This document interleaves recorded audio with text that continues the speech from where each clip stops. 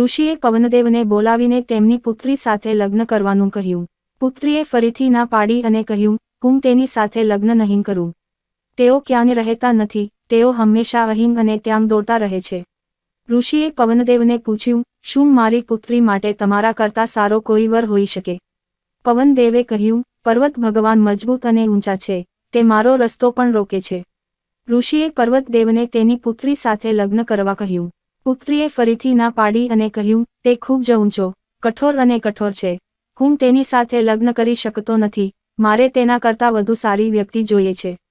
પર્વતદેવે ઉંદરનું નામ સૂચવ્યું. તેણે કહ્યું, હું ખૂબ જ કઠિન, મજબૂત અને ઊંચો છું, પરંતુ ઉંદરો સરળતાથી મારામાં છિદ્રો પણ બનાવી શકે છે.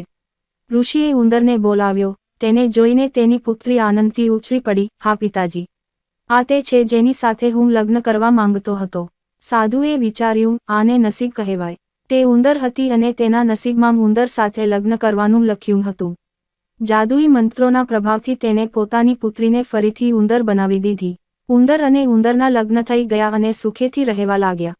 પાઠ: કોઈ પણ વ્યક્તિ તેના મૂળ સ્વભાવને બદલી શકતી નથી.